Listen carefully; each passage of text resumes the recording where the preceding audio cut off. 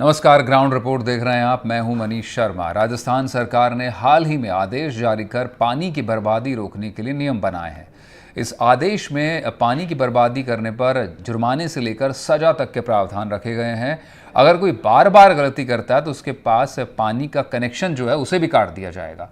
इसे लेकर एनडीटीवी की टीम ने सरकारी दफ्तरों का ही जायजा लिया कि वहां पर आखिर पानी को लेकर क्या हाल है, किस तरह से अधिकारी और सरकारी कर्मचारी पानी की बर्बादी को लेकर सजग हैं, जो वो आमजन से अपेक्षा कर रहे हैं। अजमेर के जिला कलेक्टर कार्यालय परिसर में सरकारी इमारत के ऊपर लगे टैंकों से रोज़ पानी की बर्बादी हो रही है। इस तरह की तस्वीरें आई हैं और कार्यालयों में पीने के पानी पर किसी अधिकारी की नज़र इस पर नहीं पड़ती।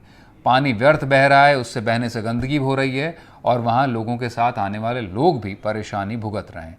अजमेर के सरवाड़ से गुजर रही बीसलपुर लाइन के लीकेज होने के चलते कई क्षेत्रों में पानी की सप्लाई नहीं हो पा रही और लाखों लीटर पानी खराब बह रहा है।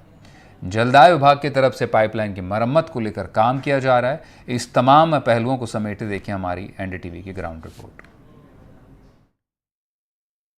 राजस्थान सरकार ने पीने के पानी की बर्बादी को रोकने के लिए एक नई गाइडलाइन जारी की है, जिसमें जो भी पीने के पानी को बर्बाद करेगा उसके खिलाफ नगद धनराशि का चालान का प्रावधान है और उसके बाद भी अगर वह नहीं मानता तो उसके पीने के पानी को कनेक्शन को काट दिया जाएगा।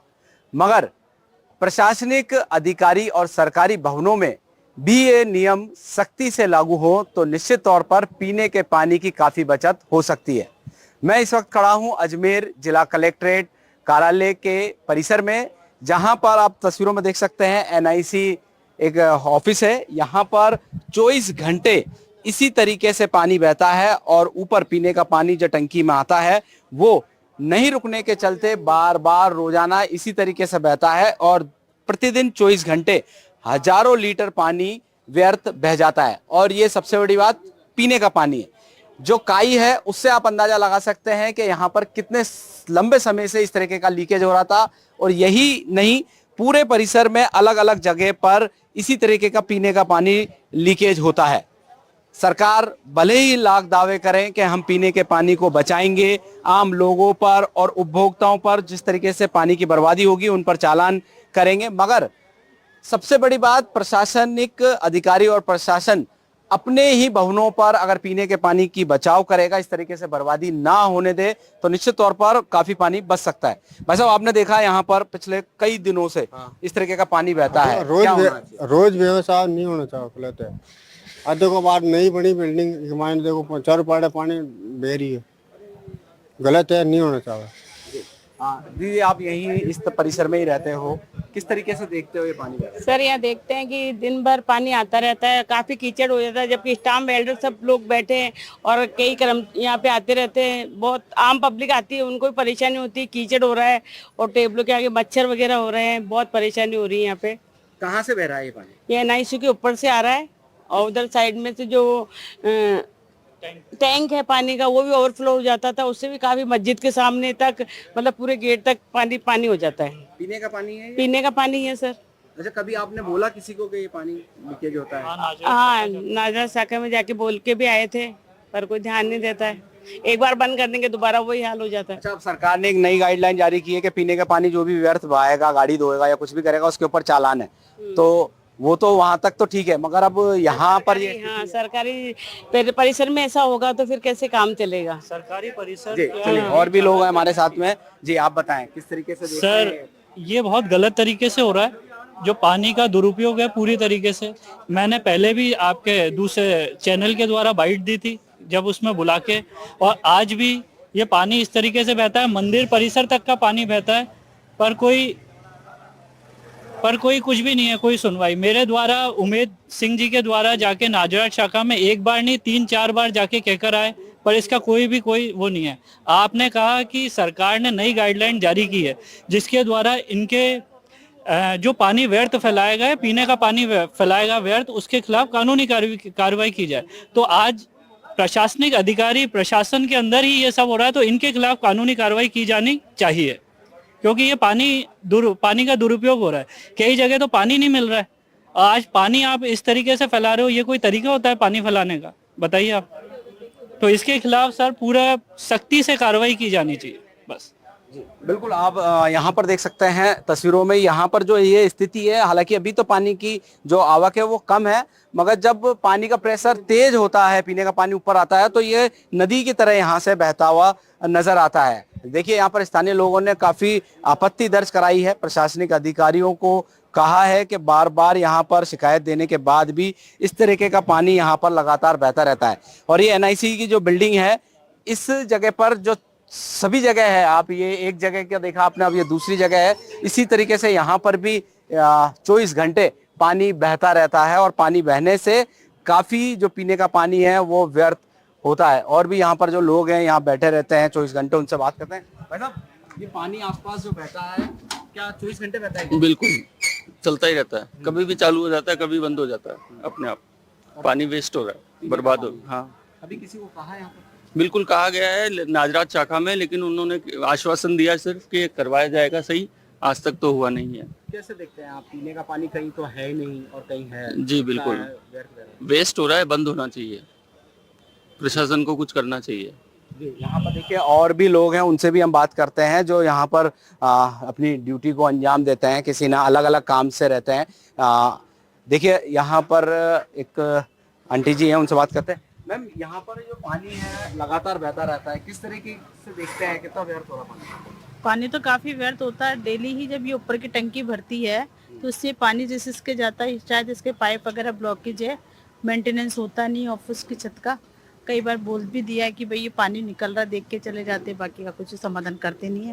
पर ये बात सही है कि कलेक्टर के अंदर चाहे टैंक हो चाहे छत हो, इसमें से काफी पानी व्यर्थ होता है। जब ये टैंक फुल ओवरफ्लो हो जाता है तभी भी काफी गैलन पानी निकल जाता है। आपको ध्यान होगा, अभी नई गाइडलाइन आई है, पानी व्यर्थ बहाने पर 1000 रुपए, फिर जुर्माना प्रतिदिन 50 रुपए, फिर नल काटने तक का प्रावधान है। हाँ। तो उसकी जगह प्रशासनिक अधिकारी अपनी परिसर में ध्यान दे तो ज्यादा रहेगा। ज़्यादा अच्छा है, तो इससे और पब्लिक को भी ये मिलेगा कि जब गवर्नमेंट ऑफिसों के अंदर पानी को लेके इतने अवेयरनेस है उसको बचाने के लिए, तो पब्लिक को भी इसी तरह से करना चाहिए कि पानी को सेव करे, क्योंकि जल ही जीवन है। जल के बिना कोई इंसान जानवर कोई भी जीवित नहीं रह सकता। इसके लिए बहुत ज़रूरी है कि पानी को सेव किया जाए। और जो गवर्नमेंट की गाइडलाइन आई है पानी की जुर्माने वाली, ये बहुत अच्छी गाइडलाइन है, इसके लिए बहुत ज़रूरी है। जिला कलेक्ट्रेट परिसर स्थित एनआईसी कार्यालय में पिछले लंबे समय से पीने का पानी व्यर्थ बह रहा है। यहाँ पर बैठने वाले जो अधिवक्ता हैं, उन्होंने यहाँ के केयरटेकर को कई बार लिखित में और मौखिक रूप से भी शिकायत की है, मगर आज तक जो पानी का व्यर्थ बहना है वो नहीं रुका। जिस तरीके से राजस्थान सरकार ने एक नई गाइडलाइन जारी की है कि पीने के पानी को अगर कोई व्यर्थ बहाता है, उसका कोई मिसयूज करता है तो उसके खिलाफ चालान होगा। तो वो गाइडलाइन तो हालांकि जारी हो गई है, जो जलदाय विभाग के अधिकारी हैं वो काम करना भी शुरू कर दिया है, मगर जलदाय विभाग के अधिकारियों को इस और अजमेर कलेक्ट्रेट परिसर में आकर देखना होगा कि यहाँ पर जो पीने का पानी है कितना व्यर्थ बह रहा है। अगर इसको रोकते हैं तो निश्चित तौर पर अजमेर कलेक्ट्रेट में पीने के पानी की कमी नहीं होगी। एनडीटीवी राजस्थान, अजमेर से पवन अटारिया। तो राजस्थान में जल संकट को लेकर सरकार ने नया सर्कुलर जारी किया है। इसके तहत पानी की बर्बादी करने वाले को अब जुर्माने से सजा का प्रावधान है, जैसा हमने आपको अभी बताया। पिछली रिपोर्ट में भी इसको लेकर जोधपुर के लोगों की भी प्रतिक्रिया सामने आई है। टीम ने कुछ लोगों से बात की, कुछ लोगों ने सरकार के इस फैसले को सही ठहराया, तो कुछ लोगों का कहना है कि इस नियम में संशोधन करने की ज़रूरत है। आपको बताएं कि सरकार के सर्कुलर के मुताबिक पीने के पानी का दुरुपयोग करने और उसका कमर्शियल यूज़ करने के खिलाफ 1000 रुपये की पेनल्टी रखी गई है। अवैध कनेक्शन वालों के खिलाफ कार्रवाई भी होगी। क्या कुछ जोधपुर के लोगों का कहना है, इस पर रिपोर्ट देखिए। राजस्थान सरकार में जो अभी सरकार ने सर्कुलर जारी किए, 2 सर्कुलर जारी किए हैं, वो पूरी राजस्थान की परिस्थितियां और जोधपुर की परिस्थितियां सभी को ध्यान में रखते हुए ये सर्कुलर जारी किए हैं। एक सर्कुलर जो है इसमें से वो पानी के दुरुपयोग के बारे में है, और दूसरा सर्कुलर इसमें अवैध जल कनेक्शन और जो पानी की पाइपलाइन से डायरेक्ट मोटर लगाते हैं लोग, उनसे संबंधित है, उनके विरुद्ध कार्रवाई करने के लिए है। इन दोनों में सरकार की मंशा केवल यही है कि सभी लोगों तक पानी पहुँचे, हमारा जो सिस्टम डिज़ाइन किया जाता है उसमें हर व्यक्ति की मांग के हिसाब से पूरा सिस्टम डिज़ाइन किया जाता है। इसमें जैसे मैं जोधपुर की बात करूं तो प्रति व्यक्ति प्रतिदिन जो है 135 लीटर के लिए पूरा सिस्टम डिज़ाइन किया हुआ है। अब अगर इस सिस्टम से कोई पानी जो है ज़्यादा खींच लेता है अपनी मोटर लगा करके, ये अवैध कनेक्शन करके और उसका पानी को बेचता है या दुरुपयोग करता है, तो उसका प्रभाव बाकी के उपभोक्ताओं को, जो अंतिम छोर के उपभोक्ताओं पर पड़ता है, वहाँ पर पानी कम मिलता है। इसमें अगर हम रोज़ अगर देखें यहाँ पे डे टू डे में, तो आपको कई लोग जो मिल जाएंगे यहाँ पे जो कि पानी को, सड़कों को धो रहे हैं या अपने वाहनों का जो है इसके अंदर से धुलाई कर रहे हैं पानी से। तो वो जो पानी का दुरुपयोग हो रहा है, उस दुरुपयोग पे लगाम लगाने के लिए ये सर्कुलर है।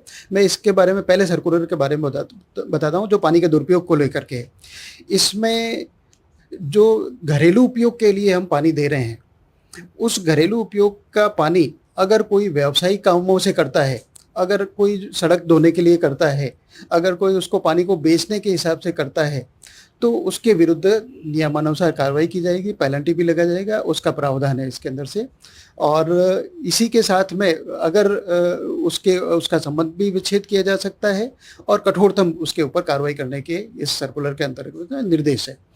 दूसरा जो सर्कुलर है अवैध कनेक्शंस और पानी की पाइपलाइन पे बूस्टर लगाने के लिए, वो भी उसी मंशा से है कि इस तरह से जो है अवैध तरीके से जो और पानी अधिक अपनी जो निर्धारित नॉर्म से ज़्यादा जो पानी खींचते हैं, उनके विरुद्ध भी कठोरतम कार्रवाई हो, जिससे कि अंतिम छोर पे जो उपभोक्ता है उनको पर्याप्त मात्रा में पानी मिले।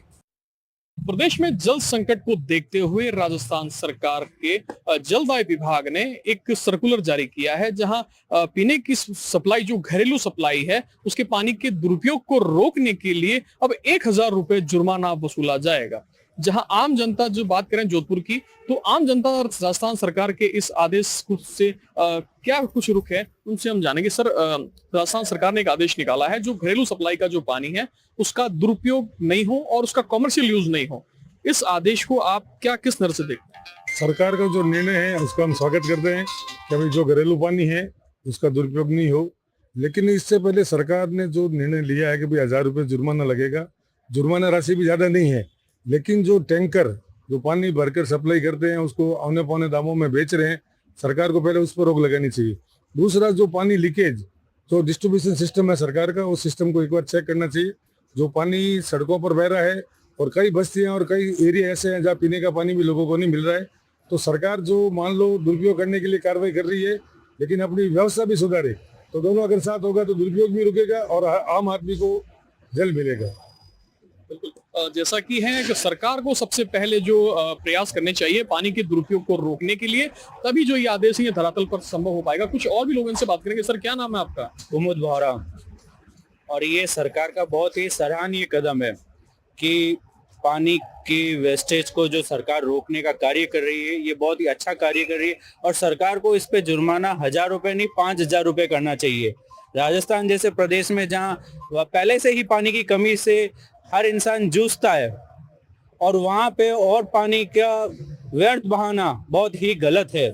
किसानों के लिए जल ही जीवन है और सभी के लिए जल ही जीवन है राजस्थान प्रदेश में।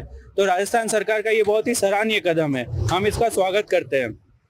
तो जैसा कि आपने देखा, कुछ युवाओं का कहना है जो इस सरकार के इस आदेश की सराहना भी कर रहे हैं। और जैसा कि उन्होंने कहा, जल ही जीवन है। कहीं ऐसी बस्तियां भी हैं जहां पीने के लिए पानी भी नहीं है। कुछ और लोगों से। सर, क्या नाम है आपका? नाथाराम भाटी। तो सरकार के इस आदेश को किस नजर से देखते हैं? आमतौर पर देखा जाता है कि कहीं सड़कों पे, कॉलोनी में जो है वो पानी की सप्लाई का जो पानी है उससे गाड़ियां भी धोई जाती है, सड़कों पर भी बहाया जाता है। तो किस तरीके से आप इस आदेश को देखते हैं? वो गलत है सर, बिल्कुल गलत है। पानी का व्यवस्थित करना जरूरी है और पानी पीने के लिए भी मिलता नहीं है और लोग रोड पे ढोलते हैं, वह बात है, गलत है। उसके लिए सरकार ने जो आदेश निकाला वो बिल्कुल सही है, उसका हम स्वागत करते हैं। तो आम जनता जो है वो सरकार के इस आदेश का जो है वो स्वागत कर रही है और सराहना भी कर रही है। कुछ और भी लोग हैं, हम उनसे भी बात करना चाहेंगे। सर, क्या नाम है आपका? तेजाराम चौधरी। सर, जो पानी, जो पीने का पानी है, जो घरेलू सप्लाई होता है जलदाय विभाग का, उसकी सप्लाई जो होती है, उसका दुरुपयोग जो पानी का होता है, उसको रोकने के लिए जो आदेश जारी किया गया है प्रमुख शासन सचिव द्वारा जलदाय विभाग के, क्या कुछ आप किस नजर से देखते हैं इस आदेश को? स्वागत योग्य है। बहुत ही अच्छा कदम उठाया है सरकार ने। जल है तो कल है, ये शुरू से ही ऐसी धारणा है और ये अमूल्य धरोहर है। अगर आज हम जल को बचा कर नहीं रखेंगे तो आने वाले भविष्य में बहुत बड़ा संकट खड़ा हो सकता है। बहुत ही अच्छा निर्णय है सरकार। तो जैसा कि आपने देखा, आदेश के जो है सरकार के इस फैसले का स्वागत भी कर रहे हैं। कुछ और भी लोग हैं सर, कहाँ से? जोधपुर से ही है? यहीं से, जोधपुर से। क्या कुछ देखते हैं सरकार के आदेश की? पश्चिमी राजस्थान जोधपुर की बात करें तो यहाँ अकाल सूखा जो है वो भी काफी रहता है, लेकिन जो अब सरकार का ये आदेश है और जो पानी व्यर्थ बहाया जा रहा है, जो कमर्शियल यूज भी किया जाता है, तो कितना प्रभावी होगा ये सर्कुलर? सरकार का ये सर्कुलर प्रभावी तो बहुत होगा। जल का वेस्टेज रोकना चाहिए, बट सरकार को ये भी सोचना चाहिए कि जहाँ पे मतलब जो पाइपलाइन वगैरह फूटी है, अगर उसके प्रति जो जैसा सरकार ने जनता के ऊपर जुर्माना लगाया है, तो उस एरिया का जो जयन एक्शन है, अगर आपके उस एरिया में पाइपलाइन फूटी हुई मिलती है, पानी व्यर्थ बहा हुआ मिलता है, तो जितनी जनता जिम्मेदार है पानी के वेस्टेज के लिए, उतनी कहीं ना कहीं सरकारी तंत्र भी जिम्मेदार रहेगा। तो उनके ऊपर भी कुछ न कुछ पेनल्टी या कुछ न कुछ लगाया जाए, ताकि शुरू से लेके अंत तक अगर अपन पानी का बचाव करेंगे तो होगा। सिर्फ एक जनता पे फैसला थोपना का आपका 1000 रुपए लगेगा या जितना भी जुर्माना सरकार तय करती है वो लगेगा, एक सराहनीय कदम है। बट आपको सरकार को सोचना भी चाहिए कि जो लीकेज जहाँ हो रहे हैं बड़ी बड़ी रोड के पाइप्स के वगैरह, उन पे भी अगर कोई एक्शन नहीं होता है, तुरंत एक्शन नहीं होता है, जैसे मैंने फोटो लेके भेज दिया ये एक्शन को, वो 3 दिन से पानी बह रहा है, तो उसके खिलाफ भी एक्शन होना चाहिए, उन पे भी पेनल्टी लगनी चाहिए। तब कहीं ना कहीं जाके ये पूरा तंत्र सुचारू होगा। और आप ये जो सरकार जो सोच रही है कि 1000 रुपए पेनल्टी लगाने से, इसका एक पूरा खाका तैयार होना चाहिए। इसको एक छोटे रूप में चलाना चाहिए, फिर पूरे राजस्थान में लागू करना चाहिए। जिससे क्या होगा, शहरी क्षेत्र में जितना पानी वेस्टेज होता है वो हम ग्रामीण क्षेत्र में देके किसानों को जीवन दान दे सकते हैं। जैसा कि आपने देखा, ये पूर्व मुख्यमंत्री अशोक गहलोत के गृह जिले से हैं और वर्तमान में केंद्रीय मंत्री गजेंद्र सिंह शेखावत के भी गृह जिले के लोग हैं, जिन्होंने विस्तार से बताया कि जो राजस्थान सरकार का जो ये सर्कुलर है ये धरातल पर कितना कारगर होगा। कई लोगों ने इस फैसले का स्वागत भी किया है, तो वहीं कई लोगों का यह भी कहना है कि जिस प्रकार से 1000 रुपए की जो जुर्माना राशि है वो आम जनता के ऊपर लगाई जाएगी पेनल्टी के रूप में, वहीं अगर जो सरकारी सप्लाई में भी अगर कहीं लीकेज वगैरह पाया जाता है तो संबंधित JN या जो इंजीनियर है या अधिकारी है उसके ऊपर भी जो है वो जुर्माना राशि का प्रावधान इसमें सम्मिलित करना चाहिए। जहां कह सकते हैं पानी को बचाने के लिए राजस्थान सरकार के इस आदेश की सराहना भी की जा रही, तो वहीं सरकार को जो आम जनता के द्वारा कुछ सुझाव भी दिए जा रहे हैं। अब देखने वाली बात है कि सरकार के द्वारा जारी किए गए सर्कुलर में इनके सुझावों को कितना और शामिल किया जाता है। जोधपुर से NDTV के लिए मुकुल परिहार। उधर श्रीगंगानगर के किसान पिछले 1 महीने से सिंचाई के पानी के लिए आंदोलन कर रहे हैं और गंग नहर के हिस्से के मुताबिक 2500 क्यूसेक पानी उन्हें चाहिए, लेकिन ये पूरा पानी उनको नहीं मिल पा रहा है। हैरानी की बात यह है कि हरिके बैराज जहां से पानी आता है वहां पूरा पानी है और हज़ारों क्यूसेक पानी पाकिस्तान छोड़ा जा रहा है। NDTV की टीम ने राजस्थान से 260 किलोमीटर दूर हरिके बैराज और हुसैनी वाला हेड जाकर इसका जायज़ा लिया और आपको बताएं कि हरिके बैराज में सतलुज और व्यास नदी का पानी आकर मिलता है, फिर यहाँ से राजस्थान फीडर और फिरोजपुर फीडर के ज़रिए पानी आगे जाता है। इसके साथ तीसरी तरफ से पानी हुसैनी वाला हेड से छोड़ा जाता है और बैराज में पानी लबालब भरा हुआ है। कांग्रेसी सांसद कुलदीप इंदौरा, सूरतगढ़ विधायक डूंगरराम गेदर, श्रीकरणपुर विधायक रूबी कुन्नर, पूर्व विधायक राजकुमार गौड़ समेत कई कांग्रेसी नेता भी इस बैराज पर पहुंचे और हालात का जायजा लिया। सांसद इंदौरा का कहना है कि पंजाब लगातार अपनी मनमानी कर रहा है, राजस्थान के किसानों को उसके हिस्से का पानी नहीं मिल रहा है। इसी पर देखिए NDTV के ग्राउंड से खास रिपोर्ट। श्री गंगानगर जिले के किसान लगातार साल भर सिंचाई पानी के लिए आंदोलन करते रहते हैं। किसानों की शिकायत रहती है कि राजस्थान का जो हिस्सा निर्धारित है नहरों के माध्यम से उन्हें पूरा पानी नहीं मिल पाता। आज हम पहुंचे हैं पंजाब के हरिके बैराज में। ये वो जगह है जहां पर सतलुज और व्यास दरिया का पानी मिलता है और उसके बाद में राजस्थान की नहरों के लिए पानी छोड़ा जाता है। मैं सहयोगी से कहना चाहूंगा कि जरा पहले वो जगह दिखाएं जहां पर सतलुज और व्यास जो दरिया है उनका पानी मिक्स होकर हरिके बैराज है उस डैम के अंदर जा रहा है। इस जहां पर पानी मिल रहा है वहां पर साफ तौर पर देखा जा रहा है कि जहां पर व्यास का पानी आ रहा है वो पानी पूरी तरह साफ है और सतलुज का पानी है वो काफी गंदा है, क्योंकि इसमें पंजाब की तरफ से जो फैक्ट्रियों का दूषित केमिकल है वो डाला जाता है। और अगर इस ओर ध्यान देंगे तो आपको 2 नहरें दिखाई दे रही हैं। एक नहर है IGNP जिससे पानी हनुमानगढ़ की तरफ जा रहा है और दूसरी है सरिंद फीडर। इससे पंजाब और राजस्थान की नहरों को पानी मिलता है, और तीसरी तरफ अगर कैमरा मेरे सहयोगी दिखाएंगे तो ये हुसैनी वाला बॉर्डर की तरफ जा रहा है और ये पानी लबालब भरा हुआ है और पाकिस्तान की तरफ लगभग 10 से 11 हजार क्यूसेक पानी लगातार जा रहा है। अब हम बात करेंगे यहाँ पर मौजूद यहाँ के गंगानगर के सांसद से, कुछ विधायक भी मौजूद हैं, उनसे बात करेंगे। सर, आज आप यहाँ पर दौरा करने आए हैं, क्या स्थिति है यहाँ पर हरीके बैराज पर? देखिए, वर्तमान हालात देख रहे हैं। हरीके बैराज पे सतलुज और व्यास नदी का पानी देख लीजिए, एक तरफ केमिकल युक्त पानी आ रहा है, एक तरफ बिल्कुल साफ पानी आ रहा है।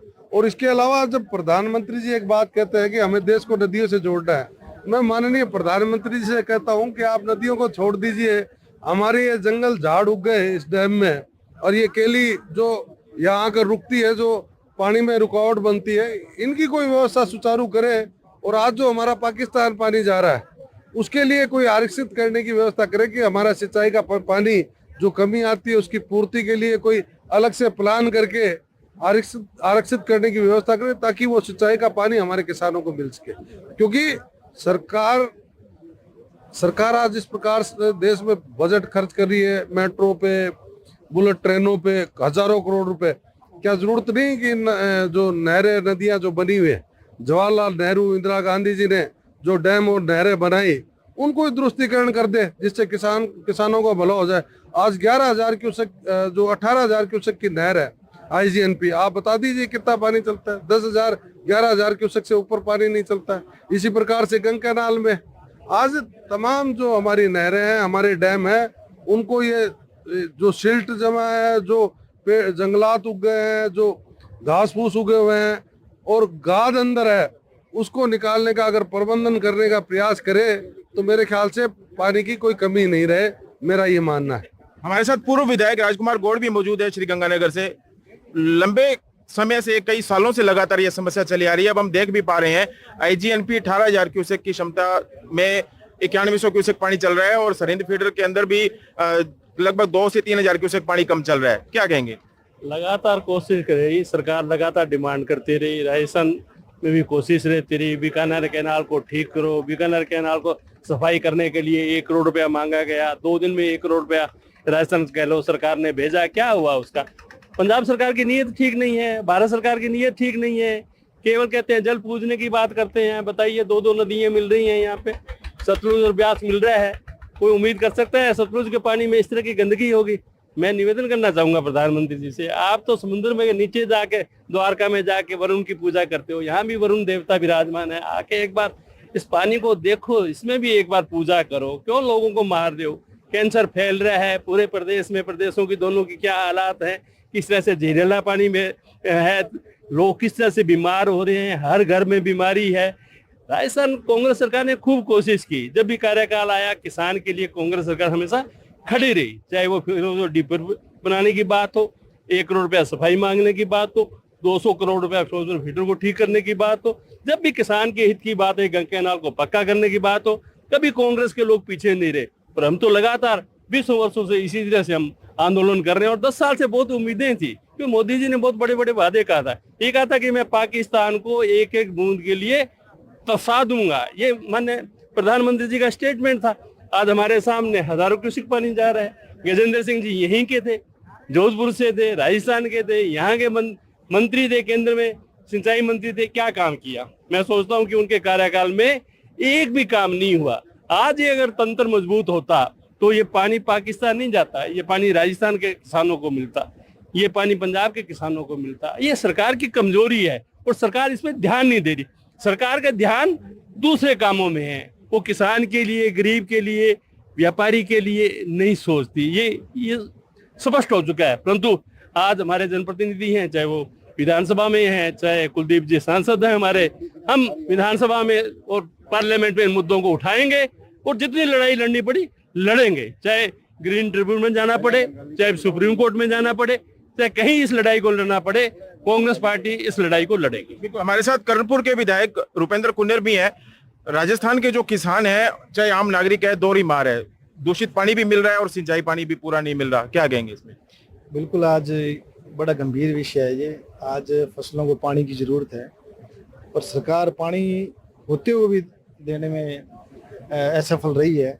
तो मैं सरकार की और हमारे जो अधिकारी है उनकी कमजोरी मानता हूँ।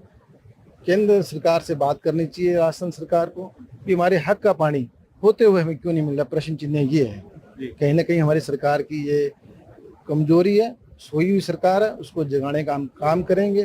किसान हमारे आंदोलित आज धरने पर बैठे हैं, पानी होते हुए भी, ये बड़ा दुख का विषय है। इसको हम पुरजोर अपनी मांग उठाएंगे विधानसभा में और सरकार से अपने हक का पानी लेके रहेंगे। सूरतगढ़ के विधायक डूंगरराम गेदर भी मौजूद हैं। आप बताइए, निरीक्षण तो यहाँ पर कर लिया और स्थिति भी देख ली, आगे की रणनीति क्या रहने वाली है?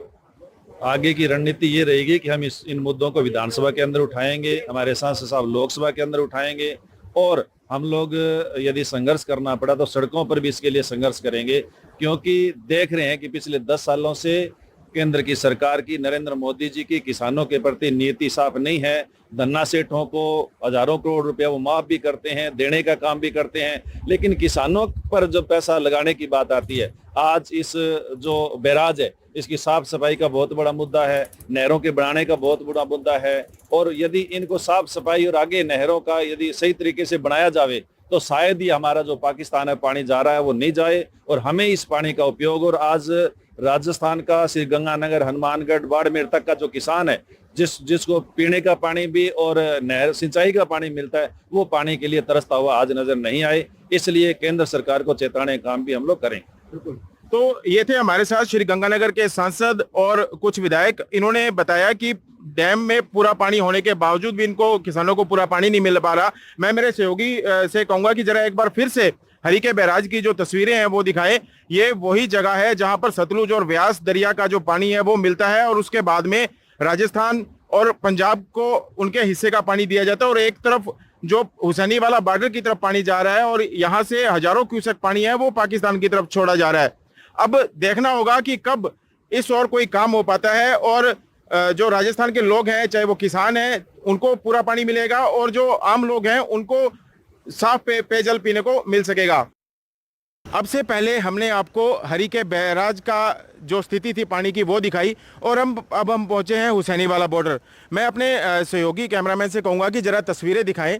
जो ये आपको गेट दिखाई दे रहे हैं, ये गेट, इसके ठीक इनके पीछे पाकिस्तान शुरू हो जाता है और ये देखिए कि हजारों क्यूसेक पानी है वो पाकिस्तान की ओर जा रहा है। और राजस्थान के जो किसान हैं, गंगानगर के किसान हैं, हनुमानगढ़ के किसान हैं, वो सिंचाई पानी के लिए साल भर आंदोलन करते रह जाते हैं। और इसकी वजह ये है कि यहाँ हुसैनी वाला बॉर्डर से गंगानगर की ओर जो नहरें जाती हैं उनकी जो कैपेसिटी है, या यूं कहें कि वो जो नहरें हैं वो अपने निर्धारित हिस्से का पानी लेने की क्षमता में नहीं है, उनके पुनर्निर्माण की ज़रूरत है। ऐसे में मजबूरन हजारों क्यूसेक पानी है वो पाकिस्तान की ओर छोड़ा जा रहा है। अब देखना होगा कि कब सरकारें इस ओर ध्यान देती हैं और किसानों की ये जो बड़ी समस्या है वो हल हो पाती है। कुलदीप गोयल, NDTV, श्रीगंगानगर।